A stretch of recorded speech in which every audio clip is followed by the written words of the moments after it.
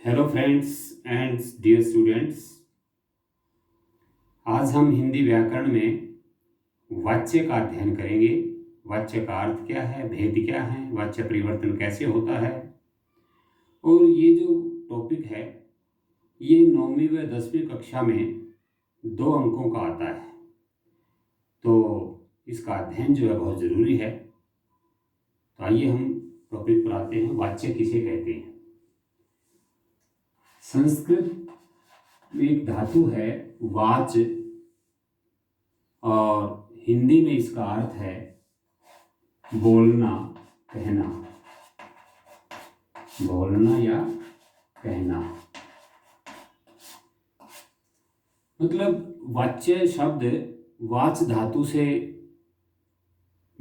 बना है और जिसका अर्थ बोलना या कहना है।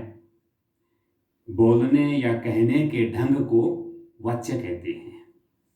इससे क्या स्पष्ट होता है, जो वाक्य हमने बोला उस वाक्य में मुख्य बिंदु क्या है, क्या बोला गया है, क्या बात कही गई है, ये बात स्पष्ट करना वाच्य कहलाता है।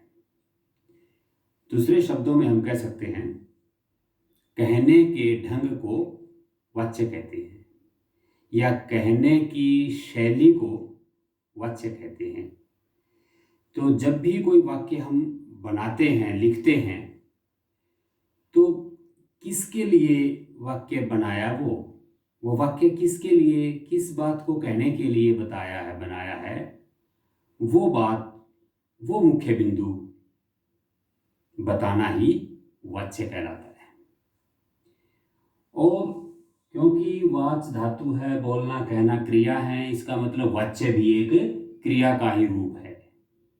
तो इसको हम यूं भी समझ सकते हैं, वाच्य क्रिया का वह रूप है जिससे यह पता चले कि वाक्य में प्रधान कौन है। वाक्य में कर्ता के अनुसार क्रिया लगी है, या कर्म के अनुसार क्रिया लगी है, या भाव के अनुसार क्रिया लगी है, इस बात को बताना वाच्य कहलाता है। यदि हम इसकी परिभाषा लिखें तो हम ये लिखेंगे, क्रिया का वह रूप जिससे यह पता चले कि क्रिया कर्ता के अनुसार लगी है, कर्ता के अनुसार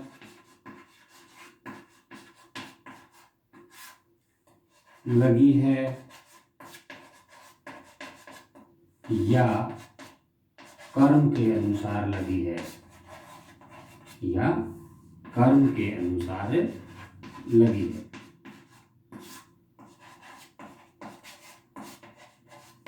या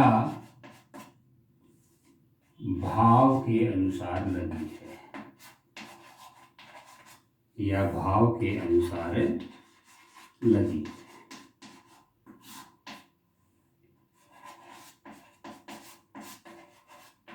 उसे वाच्य कहते हैं।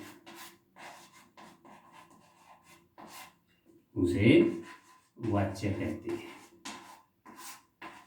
सही परिभाषा तो हम ये कह सकते हैं इसकी। और यदि थोड़े शब्दों में, संक्षिप्त रूप में, सरल भाषा में यदि लिखें तो हम इसको कह सकते हैं कि बोलने के ढंग को वाच्य कहते हैं,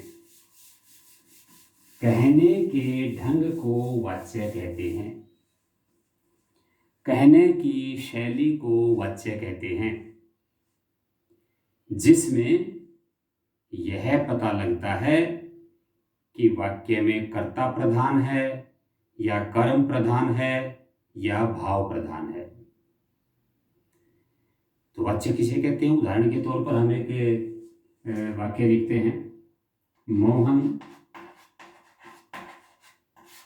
पुस्तक पढ़ता है हमने ये वाक्य लिखा, मोहन पुस्तक पढ़ता है।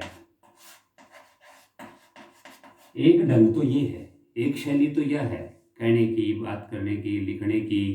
एक वाक्य तो ये है। दूसरा, इस वाक्य को हम ये ऐसे लिख सकते हैं, मोहन द्वारा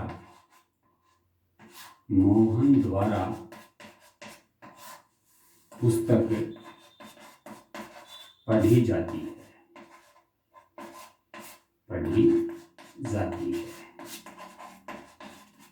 और तीसरी बात, मुख्य रूप से तो दो ही हैं, लेकिन तीसरे तरीके से हम ये कह सकते हैं, मोहन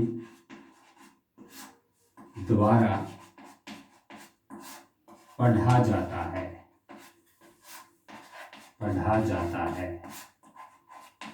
इसमें मैंने पुस्तक शब्द नहीं लिखा है, वो हमें बताएंगे पुस्तक क्यों नहीं लिखा। देखिए, कहता है कि वाच्य क्रिया का ही रूप है, तो पहले हम क्रिया से ही पता लगाएंगे कि वाच्य कैसे है। क्रिया पढ़ता है, एक वचन है, पुल्लिंग है, और इस वाक्य में दो शब्द आए, मोहन कर्ता, पुस्तक कर्म। अब एक वचन है, पुल्लिंग है, इनमें से एक वचन पुल्लिंग कौन सा है? कर्ता है। मोहन पुल्लिंग है, एक वचन है, तो कर्ता के अनुसार क्रिया का प्रयोग हो रहा है। तो जब कर्ता के अनुसार क्रिया का प्रयोग होता है, एक तो शैली ये है, एक तो ढंग ये है, और दूसरा ढंग क्या है? मोहन द्वारा पुस्तक पढ़ी जाती है। यहाँ जो क्रिया पढ़ी जाती है, ये स्त्रीलिंग में है, एक वचन में है, और स्त्रीलिंग एक वचन में कौन है? पुस्तक स्त्रीलिंग है और एक वचन है। तो क्रिया से पता लगा कि यह कर्म के अनुसार लगी हुई है। तो एक तो कर्ता के अनुसार लगी हुई थी पहले, अब इसमें कर्म के अनुसार लगी। अब ये वाक्य पढ़िए, मोहन द्वारा पढ़ा जाता है। मोहन एक वचन है, पुल्लिंग है, पढ़ा जाता है, ये भी एक वचन पुल्लिंग है। लेकिन यदि मान लो यहां मोहन की जगह सीता लिख देते हम, सीता द्वारा पढ़ा जाता है, फिर भी यहां पढ़ा जाता है ही बोलेंगे, ऐसा नहीं बोलेंगे सीता द्वारा पढ़ी जाती है, ऐसा नहीं बोलेंगे। सीता द्वारा पढ़ा जाता है, या यहाँ बहुवचन ले देते हैं, वे, या लड़कों द्वारा लिख देते हैं, मान लो लड़कों द्वारा पढ़ा जाता है। यहाँ पुल्लिंग और एक वचन की ही क्रिया है, चाहे कर्ता कोई भी हो। तो इसमें हमने जो ये वाक्य हमने लिखा, ये इसमें भाव के अनुसार क्रिया लगी है। किसके अनुसार लगी है? भाव के अनुसार। कर्ता के अनुसार भी नहीं लगी, कर्म तो है ही नहीं, कर्ता के अनुसार नहीं लगी, कर्म है ही नहीं। जिसमें कर्म ना हो वो भाव होता है, भाववाच्य होता है। वहाँ जिस वाक्य में कर्म ही नहीं होता है, उस वाक्य में भाव प्रधान होता है। और ये जो है भाववाच्य में क्या होता है कि क्रिया जो है पुल्लिंग की लगती है। एक तो ये ध्यान रखना है पुल्लिंग की, और दूसरा जो है इसमें एक वचन की रहती है, और तीसरी बात इसमें ये भी है कि अन्य पुरुष में रहती है। मतलब जाता है बोला जाएगा, लिखा जाएगा, जाती है नहीं बोला जाएगा। कोई भी वाक्य हम, जैसे मान लो शीला हंसती है, तो इसको हम भाववाच्य में बदलेंगे, शीला द्वारा हंसा जाता है, ऐसे बोलेंगे। तो ये होगा पुल्लिंग, एक वचन और अन्य पुरुष। हमने तीन तरह से इनको बनाया है, जिसमें कर्ता प्रधान हो, जिसमें कर्म प्रधान हो, जिसमें भाव प्रधान हो, जिसमें क्रिया कर्ता के अनुसार लगी हुई हो, जिसमें क्रिया कर्म के अनुसार लगी हुई हो, और जिसमें क्रिया भाव के अनुसार लगी हुई हो। इन्हीं आधारों पर, इन्हीं बातों को मद्देनजर रखते हुए वाच्य के तीन भेद होते हैं। वाच्य के कितने भेद होते हैं? 3 भेद होते हैं। वाच्य के हमने लिख दिए। पहला तो है कर्तृवाच्य। क्या है? कर्तृवाच्य। और दूसरा है कर्मवाच्य, और तीसरा जो है भाववाच्य है। क्या है? भाववाच्य। 3 प्रकार के वाच्य। कर्तृवाच्य में हमने पढ़ा कर्ता प्रधान होता है। ठीक है, कर्ता प्रधान का मतलब क्या है? क्रिया जो है कर्ता के अनुसार लगती है। और कर्तृवाच्य में एक और भी खास बात है, कर्ता के साथ या तो ने लिखा मिलेगा और या उसके साथ कुछ भी नहीं लिखा मिलेगा, और कोई शब्द या कोई चिन्ह नहीं मिलेगा, कोई कारक चिन्ह नहीं मिलेगा। जैसे मोहन पुस्तक पढ़ता है, तो मोहन के साथ कुछ नहीं लगा हुआ। मोहन ने पुस्तक पढ़ी, तभी कर्तृवाच्य का उदाहरण है, कर्ता के साथ ने लगा हुआ है। जब कर्ता के साथ ने लगा हुआ हो या बिना ने का कोई वाक्य है तो कर्ता वो जो है कर्तृवाच्य का उदाहरण होगा। अब बात आती है कर्मवाच्य। कर्मवाच्य में कर्म प्रधान है, क्रिया जो है वो कर्म के अनुसार लगती है। ये जो दोनों ही हैं, कर्मवाच्य और भाववाच्य, इनमें कर्ता के साथ से या के द्वारा लगाया जाएगा। इसी तरह से इसमें भी से या के द्वारा लगाया जाएगा। किसके साथ है? कर्ता के साथ। कर्ता के साथ से या के द्वारा लगाने के बाद ही वाच्य बदलता है। जैसे मान लो मैंने एक वाक्य लिखा है, किसान फसल काट रहे हैं। किसान फसल काट रहे हैं, ऐसा लिख दिया मैंने। किसान फसल काट रहे हैं, ऐसा वाक्य मैंने लिख दिया। तो इसका मतलब हम देखेंगे ये किस प्रकार का वाच्य है। कर्ता है, कर्ता के साथ कुछ भी नहीं लगा हुआ, तो जब कर्ता के साथ कुछ भी ना लगा हुआ हो या उसके साथ ने लगा हुआ हो तो वो उदाहरण किसका बन जाएगा? कर्तृवाच्य का। तो ये उदाहरण जो है वो कर्तृवाच्य का है। अब कर्ता के साथ हमने से या के द्वारा, इसमें भी लगता है, इसमें भी लगता है। तो अब किसान के द्वारा, किसान अब यहाँ है या है ये देखना है हमें। किसान फसल काट रहे हैं, बहुवचन है, तो यहाँ पर किसान का बहुवचन किसानों। किसानों द्वारा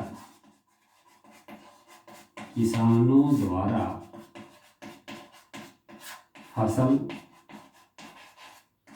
काटी जा रही है, काटी जा रही है। इस तरह बनाएंगे। इस तरह क्यों बनाएंगे?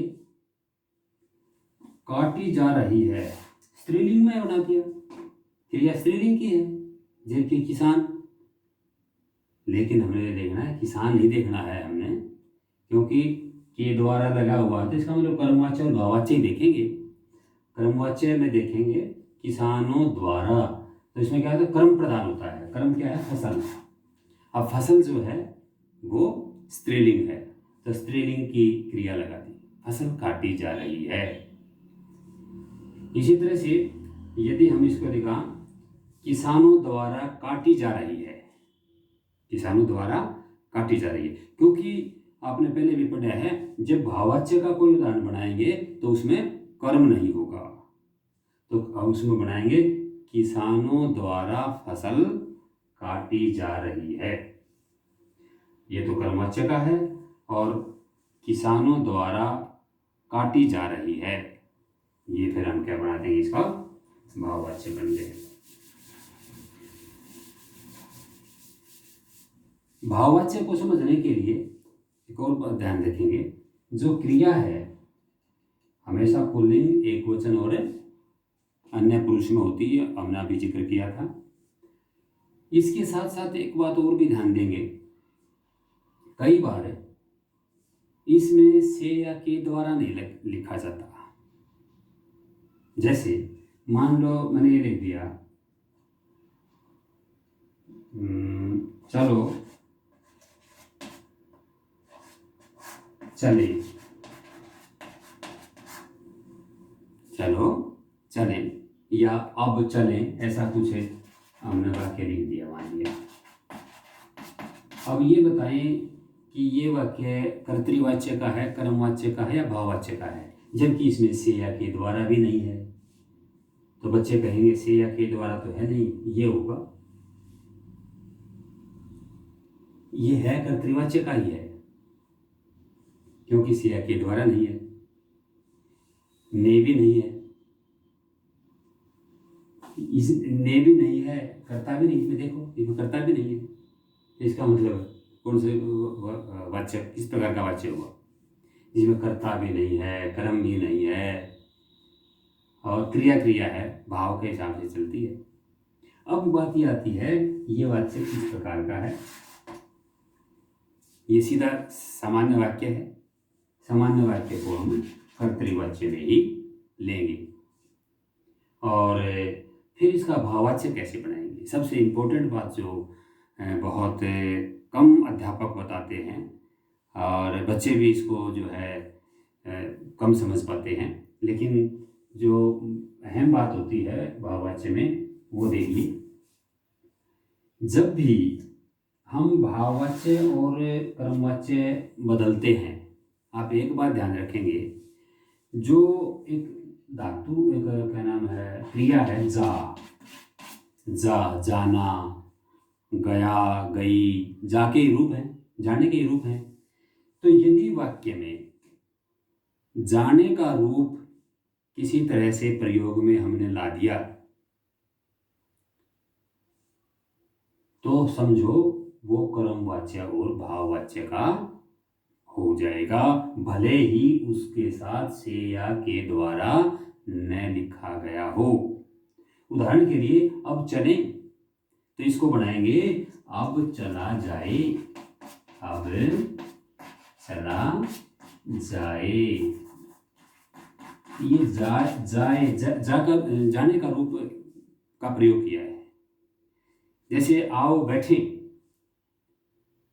तो आओ बैठा जाए, जाने का रूप लगाएंगे हम इसमें। इसी तरह से कोई भी हम उदाहरण लें और उसका जब हम भाववाच्य कर्मवाच्य बदलें तो क्या करेंगे, जाने का रूप जरूर लगाएंगे। उदाहरण के लिए एक और वाक्य देखेंगे, मान लो लिख दिया रूपा पत्र लिखती है, रूपा पत्र लिखती है।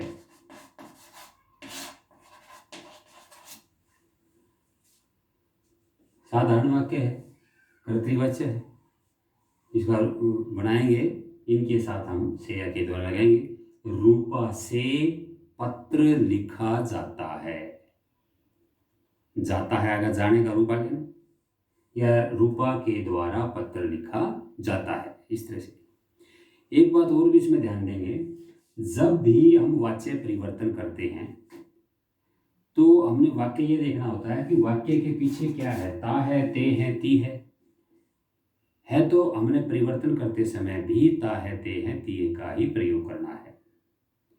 था थे थी हो तो था थे थी का, गागेगी का हो तो गागेगी का। उदाहरण के लिए मान लो मैंने लिख दिया रूपा पत्र लिख रही है, मैंने लिख दिया रूपा पत्र लिख रही है,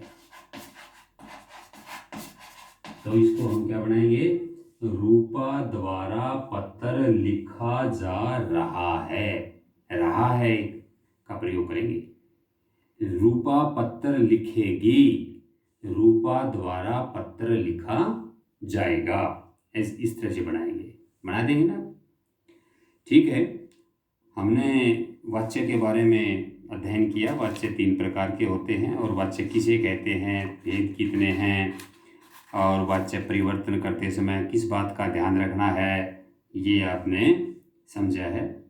तो फिर भी कोई शंका इसमें रहती है तो आप ज़रूर से ज़रूर जो है अपनी शंका का समाधान करेंगे। मेरा कॉन्टैक्ट नंबर है 80 594 54 054 और इसी के साथ धन्यवाद।